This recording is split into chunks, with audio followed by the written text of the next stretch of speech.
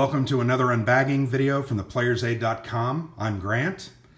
I am now going to unbag another high-flying dice games game called Price of Honor, the Battle of Callao, May 2nd, 1866. And you can see at the bottom there, the tagline is Engagement of the Chincha Islands War. So this is a game that pits the Spanish versus some South American countries in an alliance. And let me embarrass myself. I need to kind of look at the rules very quickly. But yeah, it's a naval battle with some ground units. You are attacking as the Spanish, the entrenched armies of Bolivia and Peru and Chile, who are near the Chincha Islands, but they built some forts on the land there, and they've decided that they're not going to do what the Spanish government wishes them to do. The U.S. was involved, but didn't necessarily directly, historically, get involved in the fighting. But in this game, there is an option for the U.S. warships to engage and be involved. I know this game involves some very interesting naval rules, involving wind, currents, shallows. There are also mines, and there are submarines, an early version of a submarine. So there's a lot of very interesting elements. I know ships can be rammed, they can be run aground. And then obviously from the land, there's some cannons firing from entrenched and fortified areas, and your goal is to take them out. So a very interesting game. I actually did an interview with Paul on this game. Here's the rule book. We'll get this out of the way first. A 7-page rule book. Pretty simple. The counters are pretty simple, and actually the rules are very, very straightforward. The sequence of play is easy to follow, and I think this is a fairly quick playing game. You can see there's a grounded counter. There's shallow water. And you can see that's identified in the various hexes that we'll get a look at here in just a moment. But yeah, the rules are 7 pages. Different attacks, fire attacks, ramming attacks, attacks from ironclads, turret and land batteries. There are mines as well that you can lay, submarine hits.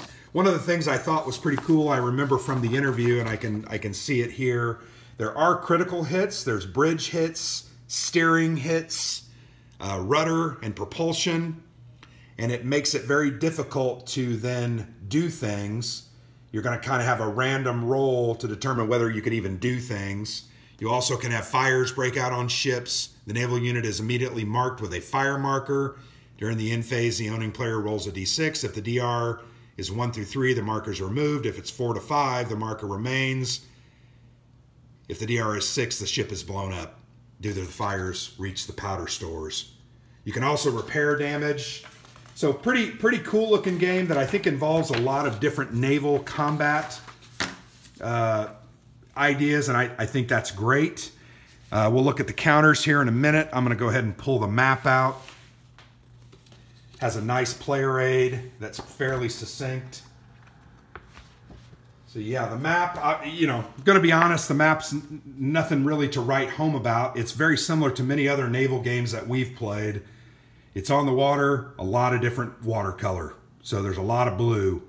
Here's the land, here's the embattled Peruvian, Chilean, and Bolivian, maybe I added some countries in there, but the Spanish forts that they are holed up in.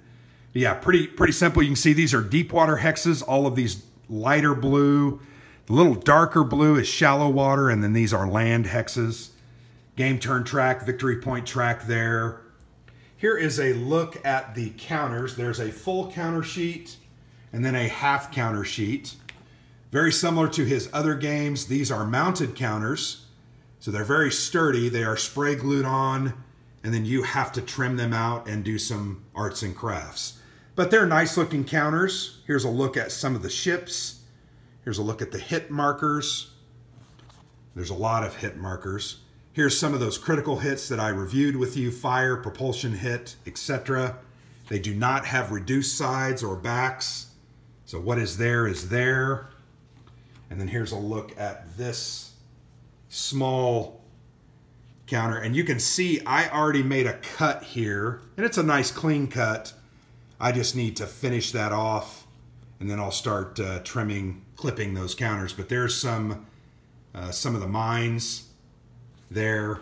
So very simple counters. Simple game. I felt some of that tacky spray glue there. And here's a look at the one-page player aid. Pretty simple. Game plays pretty quickly. Don't know that there's any rules that are difficult to understand or follow. It's very typically very straightforward systems that play quickly and are generally very fun. If you want to check out before you make a decision on whether you're going to buy this game or not, you might want to check out our interview with Paul Rohrbaugh that posted, I want to say in March on our blog. It was a pretty in-depth review. He gave me a look at all the rules, answered some questions about the history, the research, and other elements that he put in to get it done. So a very interesting looking game on a subject that frankly I know nothing about, that I've never gamed a war game on. And I think that's High Flying Dice Games' specialty. They try to pick these kind of in the corner of history games and help you understand what happened there and why. So there you go. Once again, Price of Honor, The Battle of Callao, May 2nd, 1866, from High Flying Dice Games. Game design is by Paul Rohrbaugh, and graphics are by Bruce Urian. So I hope you enjoyed the video. If you liked it, please like. If you enjoy our channel, please subscribe. And if you want to check out our written blog, you can find that at theplayersaid.com, where we do in-depth reviews, strategy guides and articles, designer interviews, unboxings, also various monthly features that help you understand what is coming up or coming out soon in wargaming. So check it out. Thanks for watching, and I've been Grant.